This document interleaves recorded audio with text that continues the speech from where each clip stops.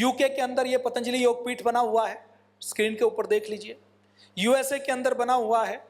पूज्य स्वामी जी महाराज के अलग अलग जगह पर शिविर हो चुके हैं, कनाडा में, नेपाल में, मॉरिशस में, दुबई में, ऑस्ट्रेलिया में, दक्षिण कोरिया में, 40 से अधिक देशों में पूज्य स्वामी जी महाराज खुद योग का प्रचार प्रसार करने के लिए गए हैं। हमारे संगठन, अब ये तो हमने संस्थान और ट्रस्ट के बारे में बताया। हम यदि संगठन की बात करें कि देश के 6,38,365 गांवों में हर व्यक्ति तो हरिद्वार नहीं आ सकता, तो पतंजलि का कार्यकर्ता हर व्यक्ति के घर तक जाता है। आप यहाँ पर आए हैं तो आज यहाँ से जब आप जाएंगे तो आपका घर, आपकी दुकान, आपका मकान पतंजलि का एक योगपीठ का एक भवन बन जाएगा कि नहीं बन जाएगा। आप हमारे प्रतिनिधि के रूप पर रहेंगे तो आप पतंजलि के एक प्रतिनिधि के रूप में पतंजलि योगपीठ आपके माध्यम से आपके गली मोहल्ले और घर तक पहुंचेगा। तो ऐसे ही पतंजलि का संगठन, हमारे 7 प्रमुख संगठन है। पतंजलि योग समिति जो योग को घर घर तक पहुंचाने का आंदोलन है, महिला पतंजलि योग समिति जो महिलाओं के मध्य में पूज्य साध्वी डॉक्टर दीदी देवप्रिया जी के नेतृत्व में योग को घर घर तक पहुंचाने का आंदोलन है।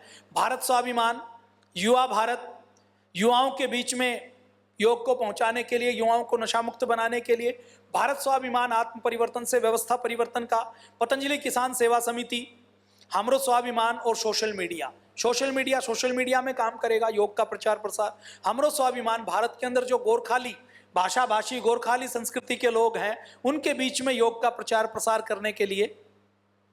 पतंजलि किसान सेवा समिति किसानों को विष मुक्त खेती का प्रशिक्षण देने के लिए, किसानों को गोपालन के लिए प्रोत्साहित करने के लिए, किसानों की आय बढ़ाने के लिए, किसानों को विष मुक्त खेती, कुदरती खेती, ऑर्गेनिक खेती का प्रशिक्षण देने के लिए, और जो किसान विष मुक्त खेती करके उपज करते हैं उनकी उपज को सर्टिफाई करने का काम, उनकी उपज को अच्छा बाजार उपलब्ध करवाने का काम, किसानों का स्वावलंबन देने का काम पतंजलि किसान सेवा समिति करती है। भारत स्वाभिमान पतंजलि योग समिति, भारत स्वाभिमान युवा भारत, पतंजलि किसान सेवा समिति, हमरो स्वाभिमान, सोशल मीडिया, ये हमारे संगठन है। शिक्षा के क्षेत्र में पतंजलि बहुत बड़ा काम कर रही है। पतंजलि गुरुकुलम, हमारे हरिद्वार में पतंजलि कन्या गुरुकुलम, पतंजलि गुरुकुलम देवप्रयाग, पतंजलि गुरुकुलम असम, पतंजलि के कई स्थानों पर गुरुकुल चल रहे हैं। और गुरुकुल में जब कोई 5वीं कक्षा में विद्यार्थी आता है तो आते ही सबसे पहले पूरी गीता उनको याद करवा दी जाती है। बीच में रांची में हमारा एक आचार्य कुलम है, रांची जहां पर ईसाई मिशनरिया बहुत है, वहां पर रांची के कुछ बच्चे गीता याद कर रहे थे तो मेरा वहां जाना हुआ, तो मैंने वहां पर एक वीडियो बनाया। वो वीडियो आप तक पहुंचा जिसमें कुछ बच्चे गीता का उच्चारण कर रहे हैं। उस वीडियो में मेरी चेहरा आपको दिखाई नहीं देगा, लेकिन वो वीडियो में जो आवाज है, जो वीडियो बना रहा हूं वो मैंने बनाया, और उस वीडियो को वो इतना वायरल हुआ कि वो कम से कम 10 करोड़ लोगों तक वायरल हुआ कि नहीं हुआ? आप सब तक पहुंचा कि नहीं पहुंचा? तो पतंजलि गुरुकुलम जहां वेद दर्शन उपनिषद की शिक्षा, देखिए सनातन कब बचेगा? सनातन नारे लगाने से नहीं बचेगा, नारे भी लगाने चाहिए। सनातन तब बचेगा जब सनातन धर्म को समझने वाले, समझाने वाले अच्छे नेता तैयार होंगे। नेता का मतलब राजनीतिक नेता नहीं, नेतृत्व करता, आदर्श तैयार होंगे, अच्छे सन्यासी तैयार होंगे। और वो सन्यासी कब तैयार होंगे? जब वेद दर्शन उपनिषद और व्याकरण की पढ़ाई करवाई जाएगी। जब तक हम 10-20 साल किसी को पढ़ाएंगे नहीं, तब तक महर्षि दयानंद और स्वामी विवेकानंद जैसा व्यक्तित्व तैयार नहीं होगा। और आप कल्पना कीजिए, हमने आने वाले 20 सालों में 10, 20, 50, 100 महर्षि दयानंद, स्वामी विवेकानंद या पूज्य स्वामी रामदेव जी महाराज जैसे व्यक्तित्व तैयार कर दिया तो भारत बदलेगा कि नहीं बदलेगा? तो वो सन्यासी, उच्च स्तर के सन्यासी जो पूरे समाज का नेतृत्व कर सके, एक व्यक्ति खड़ा हो तो उसके पीछे 1 करोड़ लोग खड़ा हो जाएं, ऐसे व्यक्तित्व तैयार करने का काम पतंजलि योगपीठ में हो रहा है। कहां हो रहा है? पतंजलि गुरुकुलम में। पतंजलि आचार्य कुलम, जिनको मॉडर्न पढ़ाई करके डॉक्टर, इंजीनियर, IAS, IPS भी बनना है, लेकिन मॉडर्न पढ़ाई में संस्कारों के साथ पढ़ाई हो, इसके लिए आचार्य कुलम बनाया गया है, मोदी जी ने जिसका शुभारंभ किया। पतंजलि आयुर्वेद कॉलेज, आयुर्वेद में एडमिशन कौन लेता था? जिसका MBBS में एडमिशन नहीं होता था। तो एमबीबीएस में एडमिशन नहीं लेने वाला विद्यार्थी आयुर्वेद में आता था तो आयुर्वेद की पढ़ाई अच्छे से नहीं करता था। आयुर्वेद के कॉलेज आयुर्वेद की पढ़ाई अच्छे से नहीं करवाती थी।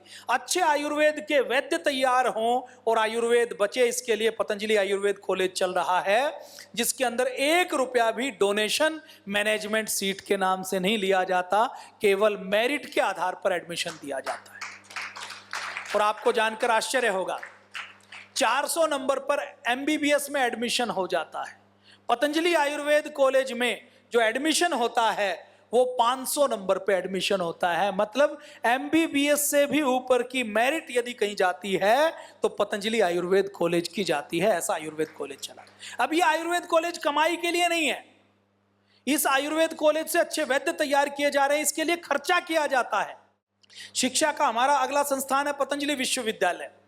पूज्य स्वामी जी और पूज्य आचार्य जी के नेतृत्व में, पूज्य साध्वी डॉक्टर देवप्रिया जी के नेतृत्व में, जो वहां पर पतंजलि विश्वविद्यालय में प्राच्य विद्या के ऊपर शोध हो, दर्शनों की पढ़ाई हो, योग की पढ़ाई हो, उसका पूरी दुनिया का सबसे आदर्श संस्थान यदि कोई है तो पतंजलि विश्वविद्यालय है। भारतीय शिक्षा बोर्ड अब गुरुकुल हर जगह नहीं खोल सकते, आचार्य कुलम नहीं खोल सकते, तो जो विद्यालय खुले हुए हैं उन्हीं को गुरुकुल बना दिया जाए तो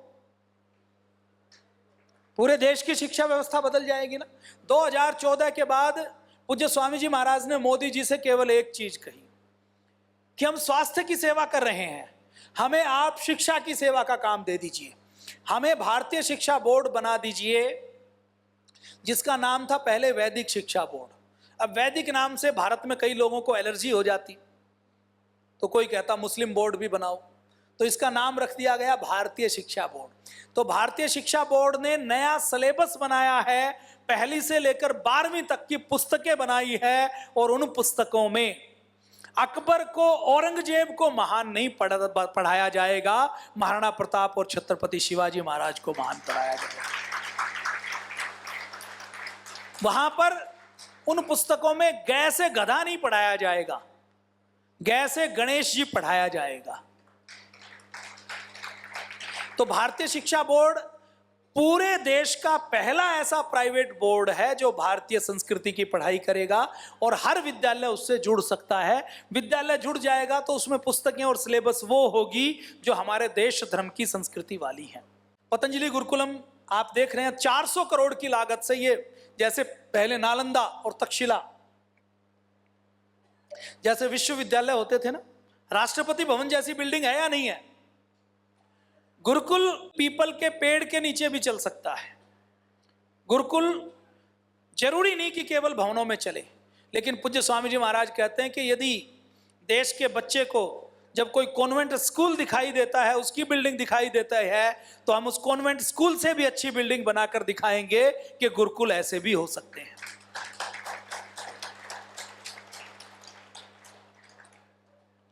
यह गुरुकुल में योग यज्ञ के साथ आधुनिक शिक्षा, पूरी कंप्यूटर की, घुड़सवारी की, तीरंदाजी की सारी पढ़ाई करवाई दी जाती है। गुरुकुल में आपको बच्चे को भेजना है तो आस्था देखते रहिए, आस्था पर स्क्रॉल चलता है जब एडमिशन होता है, या गुरुकुल की वेबसाइट को आप देख सकते हैं, वेबसाइट आपके डायरी में लिखी हुई है। ये आचार्य कुलम है, आचार्य कुलम की भी बिल्डिंग कितनी सुंदर दिव्य भव्य बनाई हुई है। आचार्य कुलम के बच्चे हर बार मेरिट में आते हैं। ये आयुर्वेद महाविद्यालय है, पतंजलि विश्वविद्यालय है। ये देखिए कितना भव्य और दिव्य बना हुआ है। तो आप जो 1-1 रुपया दान करते हैं, 1-1 टूथपेस्ट खरीदते हैं, वो धन कहाँ पर खर्च होता है? ये जो विश्वविद्यालय बना है ये गवर्नमेंट की ग्रांट से नहीं बना, सरकारी पैसे से नहीं बना। ये जो आपने 1-1 रुपया अपना दान दिया है, उसकी 1-1 ईंट इसमें लगी हुई है।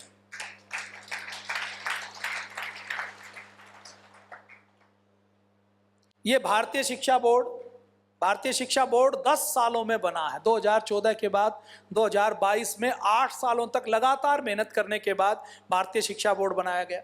ये हमारे आरोग्य और वेलनेस के संस्थान हैं। अभी हर घर में बीपी, डायबिटीज, थायराइड, जोड़ों का दर्द, दमा, asthma, allergy, depression, migraine pain है या नहीं है? है या नहीं है? पहले होता था क्या? आप एक बात सोचिए, मैं हर बार कहता हूं, पिछले शिविर में भी मैंने कहा, इस देश में 100 साल पहले 1,00,000 व्यक्तियों पर एक डॉक्टर था, आज 1,000 व्यक्तियों पर एक डॉक्टर है। 100 साल पहले 10 लाख लोगों पर एक केमिस्ट की दुकान थी, एक जांच लैब थी। 100 साल पहले लैब कम थी, नर्स कम थी, डॉक्टर कम थे, हॉस्पिटल कम थे, दवाइयां कम थी, दवा कंपनियां कम थी।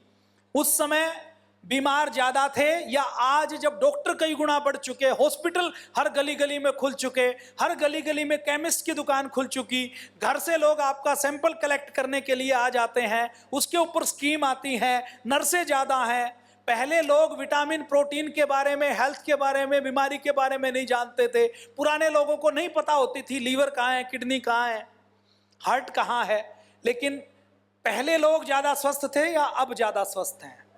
पहले बीमार कम थे या अब बीमार ज्यादा हैं? तो इसका कारण क्या है कि हॉस्पिटल से, डॉक्टर से, नर्सों से, दवा कंपनियों से, दवाइयों से, मेडिकल अखबारों में ज्यादा स्वास्थ्य के आर्टिकल छापने से स्वास्थ्य नहीं मिल सकता। स्वास्थ्य तो योग और आयुर्वेद के रास्ते पर मिलेगा।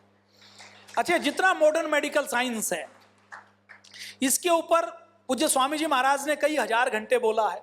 वैदिक चैनल के ऊपर पूज्य स्वामी जी महाराज ने मेरी ड्यूटी लगाई कि आपको कुछ बोलना है, तो कई 100 घंटे मैंने बोला है, एक एक दवाई के बारे में, एक एक बीमारी के बारे में, रिकॉर्ड के साथ, एविडेंस के साथ, प्रूफ के साथ बोला है। ये फार्मा कंपनी हर व्यक्ति को बीमार करना चाहती है, क्योंकि जब तक हर व्यक्ति बीमार नहीं होगा तब तक उनकी बिक्री नहीं बढ़ेगी। और उनका उद्देश्य आपको ठीक करना नहीं है, आपको स्वास्थ्य देना नहीं है, उनका उद्देश्य अपनी बिक्री बढ़ाना और अपना प्रॉफिट कमाना है। कोई कंपनी ऐसी है जो कहती हो कि हमें दवाई कम बेचनी पड़े तो हम अच्छा है। हर कंपनी क्या चाहती है कि आज यदि 10 करोड़ की दवा बेची तो अगले साल 20 करोड़ की दवा बेचें। चाहता है कि नहीं चाहता? तो पतंजलि ने इन सारी फार्मा कंपनियों के पास, बड़े से बड़े एम्स जैसे हॉस्पिटल के पास वेदांता, और वो दूसरा कौन सा हॉस्पिटल है, फोर्टिस, जिसको एस्कॉर्ट, जिसको बड़ा हॉस्पिटल माना जाता है, उसके बड़े से बड़े पास डॉक्टर के पास जाएं, उसके पास डायबिटीज का परमानेंट इलाज है, थायराइड का है, बीपी का है, आर्थराइटिस का है, माइग्रेन पेन का है। खुद एलोपैथी के डॉक्टर कहते हैं कि एलोपैथी के अंदर जुकाम का भी इलाज नहीं है। जो जुकाम हो जाता है ना, नाक बहती है, उसका इलाज भी नहीं है। जो दवाई दी जाती है वो, आप अगर एलोपैथी की दवा लें तो जुकाम 1 हफ्ते में ठीक होगा, और दवा नहीं लें तो भी 7 दिन के अंदर ठीक हो जाएगा। तो हो सकता है 6 ही दिन में ठीक हो जाए। तो उनके पास कोई इलाज नहीं है। पतंजलि योगपीठ पहली ऐसी दुनिया की संस्था है जो ये कहती है कि ये जो बीमारियां जिनका कहीं पर इलाज नहीं, उनका इलाज योग आयुर्वेद से हो सकता है। तो उसके लिए आरोग्य और वेलनेस के संस्थान बनाए गए हैं। पहला संस्थान है पतंजलि योग वेलनेस। ये पतंजलि वेलनेस आप देख रहे हैं, विजुअल बहुत अच्छा दिखा रहे हैं हमारे भाई। ये पतंजलि वेलनेस फेज 2 है, जिसके एक ब्लॉक में आप रुके हुए हैं, बाकी 6 ब्लॉक में पतंजलि के रोगी हैं। योग ग्राम, उसके बाद निरामयम, आयुर्वेद हॉस्पिटल, वेदा लाइफ और वेलनेस दिखाएंगे। पतंजलि योग ग्राम, जहां पर 1500 रोगियों की व्यवस्था है। कितने सुंदर राजाजी नेशनल पार्क के बीच में, ये नदी के बीच में, बहती हुई नदी के पास बना हुआ है पतंजलि योग ग्राम। निरामयम, जिनको लग्जरी चाहिए, 7 स्टार फैसिलिटी चाहिए, स्विमिंग पूल चाहिए, बड़ा कमरा चाहिए, स्वीट रूम चाहिए, उनके लिए 100-150 लोगों के लिए हमने कहा कि जो मेदांता और फोर्टिस फैसिलिटी देता है वैसी फैसिलिटी हम आपको देंगे, आपको कमरे के ऊपर ही आपका ट्रीटमेंट हो जाएगा। तो ऐसे कुछ लोग होते हैं ना, ऐसे बड़े लोग जो जाकर कभी देखते नहीं है, जब तक उनके स्तर की सुविधाएं नहीं हो, तो उनके लिए भी ये बनाया गया है। हाँ, थोड़ा लॉन्ग शॉट दिखाओ, कोई एरियल व्यू दिखाओ योग ग्राम का। पतंजलि आयुर्वेद हॉस्पिटल, जहां पर ओपीडी में रोज हजारों लोग दिखाते हैं। पतंजलि वेदा लाइफ ऋषिकेश, ये आपको एक दिन भ्रमण के लिए भेजेंगे, अभी तो आपको थोड़ा सा दिखा रहे हैं।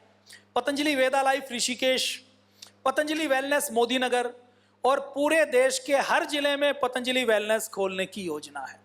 अब आपके मन में आएगा, अंबानी है, अडानी है, टाटा है, ये आपके जिले में भी बहुत से बड़े लोग हैं। वेलनेस में भी तो लोग ठीक होते हैं, वो वेलनेस इसलिए नहीं खोलते कि पतंजलि वेलनेस में जो 7,000 रुपए प्रतिदिन में इलाज किया जाता है, अगर टाटा, अंबानी, अडानी रहना, खाना, कंसल्टेशन दें तो उनका खर्चा नहीं निकलेगा। एक व्यक्ति जिसको 3-3,500 रुपए में पतंजलि में पूरे दिन रहना, खाना, परामर्श और थेरेपी दी जाती है, वो ये कहते हैं कि जब तक कम से कम 10,000 रुपए नहीं लें तब तक खर्चा नहीं निकाल सकते, केवल पतंजलि में। और ये जो सेवाएं चलती हैं लागत मूल्य पर चलती हैं। पतंजलि में जो शिरोधारा की जाती है उसका जो तेल होता है वो कम से कम 2,000 रुपए लीटर का तेल होता है। कितना होता है? बाहर कोई दूसरा व्यक्ति चलाएगा तो वो 1,500 से लेकर 2,000 रुपए लीटर से कम नहीं होता। तो पतंजलि में एक एक व्यक्ति के ऊपर जो खर्च आता है उस लागत मूल्य से भी कम पर पतंजलि वेलनेस का संचालन किया जाता है। आप में से ऐसे कौन कौन है जो योगग्राम या पतंजलि वेलनेस आके आए हैं और ट्रीटमेंट लिया? खड़े हो जाएंगे एक बार। आपको रोग में लाभ मिलता है कि नहीं मिलता? कोई ऐसा व्यक्ति है जिसको वेलनेस और योगग्राम में आया हो और लाभ नहीं मिला हो? सबको लाभ मिला या नहीं मिला? और महंगा है क्या? लागत से भी कम मूल्य पर चला रहे हैं। अगर ये कमाई का साधन होता तो टाटा, अंबानी, अडानी भी इसको खोल लेते। हम हर जिले में खोलना चाहते हैं, लेकिन ये क्योंकि कमाई का काम नहीं है, भलाई का काम है, इसलिए अच्छे व्यक्तियों को आपको भी ढूंढना है आगे। पूरे देश में 1 लाख से अधिक योग की कक्षाएं चलती हैं। पूज्य स्वामी जी महाराज ने 20 लाख किलोमीटर की यात्रा की है, 20 करोड़ से अधिक लोगों से डायरेक्ट संवाद किया है। पूज्य स्वामी जी महाराज खुद देश के 400 से अधिक जिलों में 5,000 से अधिक जो तहसीलें हैं उसमें से 2,000 तहसीलों में और हजारों गांवों के बीच से निकले हैं, वहां पर सभाएं की हैं, कार्यक्रम किए हैं। ये हमारे पतंजलि चिकित्सालय हैं जो पूरे देश में 3,000 से अधिक पतंजलि चिकित्सालय हैं। आपको अपने नजदीक कुछ पता करना है कि कौन सी दवा लें, तो आपके शहर में पतंजलि चिकित्सालय खुला हुआ है, वहां पर वैद्य होता है और वो वैद्य आपको निःशुल्क आयुर्वेद की कौन सी दवा खानी है उसके बारे में बताता है। स्वदेशी के हमारे संस्थान, ये तो शिक्षा के संस्थान, चिकित्सा के संस्थान। सबसे पहले हमने ट्रस्ट की बात की, फिर हमने संगठन की बात की, फिर हमने पतंजलि के संगठन कौन कौन से हैं, फिर पतंजलि के शिक्षा के संस्थान कौन से हैं, फिर हमने पतंजलि के चिकित्सा के संस्थान कौन कौन से हैं। अब हम बात करें पतंजलि के स्वदेशी के संस्थान कौन कौन से हैं, और ये आपसे परीक्षा में पूछा जा सकता है। तो लिख लें आप ये नाम, अभी थोड़ी देर स्क्रीन पर यही रहेगा ताकि आप लिख सकें। सबसे पहले पतंजलि का स्वदेशी का संस्थान है दिव्य फार्मेसी, जहां पर पतंजलि की दवाइयां बनती हैं, जो 1996-97 में प्रारंभ की गई। उसके बाद पतंजलि का दूसरा संस्थान है पतंजलि आयुर्वेद लिमिटेड, आपको भ्रमण के लिए भेजा जाएगा। Patanjali food and herbal park, Patanjali Maharashtra नवासा, पतंजलि दूध डेयरी, पतंजलि मत लिखिए, दूध डेयरी लिख लीजिए, फूड एंड हर्बल पार्क लिख लीजिए तो आप जल्दी से नोट कर पाएंगे। पतंजलि परिधान, पतंजलि सोलर एनर्जी, और पतंजलि आईटी के क्षेत्र में सॉफ्टवेयर बनाने का काम भी कर रही है। ये दिव्य फार्मेसी की फोटो है, देख लीजिए। इनकी फोटो ले सकते हैं आप लेना चाहें तो। ये पतंजलि आयुर्वेद लिमिटेड है, ये फूड एंड हर्बल पार्क है, ये तेजपुर है, ये महाराष्ट्र है, ये डेयरी है, ये परिधान है, ये सोलर एनर्जी है। पतंजलि की सेवाएं क्या क्या हैं देखिए। जितनी संस्थाएं हैं वो कोई एक सेवा करती हैं। पतंजलि ऐसी संस्था है जो मानवता की सेवा के हर क्षेत्र में सेवा करने का काम करती है। स्वास्थ्य देना, योग सिखाना, शिक्षा देना, नशा मुक्ति का अभियान चलाना, रक्तदान का अभियान चलाना, देह दान का अभियान चलाना, कोई आपदा आई भूकंप से, बाढ़ से, उसमें सेवा देना, अनाथालय चलाना, वृद्धाश्रम चलाना, गरीब कन्याओं का विवाह करवाना, कंबल वितरण करना, जड़ी बूटियों को खरीदना, गाय को बचाना, गुरुकुल का संचालन करना, आयुर्वेद की निःशुल्क चिकित्सा की सेवाएं करना, ऐसी कोई सेवा नहीं जो पतंजलि नहीं करती। उपले खरीदना, वनवासियों से, आदिवासियों से, किसानों से नीम, गिलोय, हल्दी, जड़ी बूटियां खरीदना। अच्छा, जितनी दूसरी कंपनियां हैं, यूनिलीवर है, कोलगेट है, पेप्सी है, इनका रॉ मटेरियल जिससे ये प्रोडक्ट बनाते हैं वो कहां से आता है? वो कारखाने से आता है। और पतंजलि का रॉ मटेरियल कहां से आता है? वो किसान के खेत से आएगा या वनवासी के जंगल से आने वाला है। तो पतंजलि से आप कुछ खरीदते हैं तो उसके पैसे का एक हिस्सा कहाँ जाएगा? किसान के पास, वनवासी आदिवासी के पास जाएगा। और केमिकल बनाने वाली कंपनियों का सामान यदि आप खरीदते हैं तो आपका पैसा कहाँ जाएगा? अमेरिका में जाएगा, चाइना में जाएगा, केमिकल बनाने वाले जो पूंजीपति हैं उनकी जेब में जाएगा। गन्ना खरीदना हो, राहत सेवा करनी हो, केदारनाथ में सेवा करनी हो, अभी भी एक उत्तराखंड में अभी कोई आपदा आई थी ना धराली में, कौन सा था, गोचर धराली, क्या नाम है उसका, धराली में।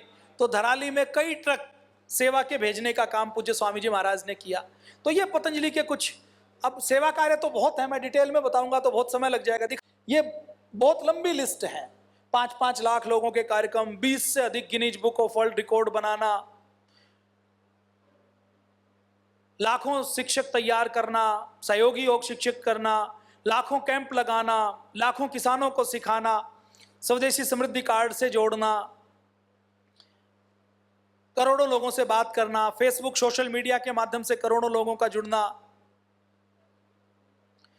विदेशों में योग का प्रचार प्रसार करना, गंगा को राष्ट्रीय धरोहर घोषित करना, व्यवस्था परिवर्तन के लिए 2014 में माननीय मोदी जी को प्रधानमंत्री बनाने में अपना योगदान देना, देश का सबसे बड़ा काले धन भ्रष्टाचार का आंदोलन करना, सत्याग्रह करना। स्वामी जी महाराज को कई डॉक्टरेट मिल चुकी हैं। जितने बड़े लोग हैं, हेमा मालिनी है, सलमान खान है, रणवीर सिंह है, कपिल शर्मा है, दिलीप कुमार, जितेंद्र, धर्मेंद्र, सन्नी देओल, कैटरीना कैफ, रवीना टंडन, रीना राय, जया भादुड़ी, शिल्पा शेट्टी, सुनील शेट्टी, अक्षय कुमार, अनूप जलोटा, कैलाश खेर, राजू श्रीवास्तव और रणदीप हुड्डा, राजपाल यादव, बॉक्सर विजेंद्र सिंह, ये सारे पतंजलि योगपीठ से जुड़े हुए हैं और इन्होंने पूज्य स्वामी जी महाराज से योग सीखा है। मोदी जी हो, प्रधानमंत्री हो, एपीजे अब्दुल कलाम हो, प्रणब मुखर्जी हो, प्रतिभा पाटिल हो, रामनाथ कोविंद हो या अभी द्रौपदी मुर्मू हो, सारे राष्ट्रपति भी पतंजलि का योग करते हैं और उत्पादों का सेवन करते हैं, पतंजलि में आए हैं। 5 लाख से अधिक लोगों को रोजगार देने का काम पतंजलि योगपीठ ने किया है। असम से लेकर दूर दराज के क्षेत्र में निशुल्क विद्यालय का संचालन करना हो, कितने काम है, कितने काम बताएं, 1-2 घंटे में तो ये काम बताए नहीं जा सकते। योग संदेश मासिक पत्रिका का प्रकाशन हो, गुरुकुल का संचालन हो, आंदोलन करना हो, योग दिवस मनाना हो, 5-5 लाख लोगों का कार्यक्रम हो, गंगा की सफाई हो, आपदा हो, नेपाल में आपदा हो, वृक्षारोपण हो, जड़ी बूटी वितरण हो, ये सारे काम पतंजलि योगपीठ कर रहा है। तो आपकी संस्था पर आपको गौरव हुआ या नहीं हुआ?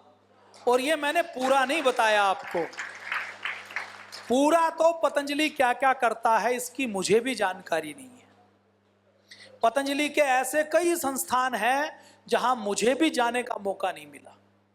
हरिद्वार में रहते हुए पतंजलि वेदा लाइफ है ऋषिकेश के पास, इतने मुझे भी जाने का मौका, आप जिस फैक्ट्री में जाएंगे उसकी एक एक मशीन को मैंने भी नहीं देखा हुआ, क्योंकि काम इतने हैं, पतंजलि इतनी बड़ी है कि सारी जगह हम भी नहीं जा सकते।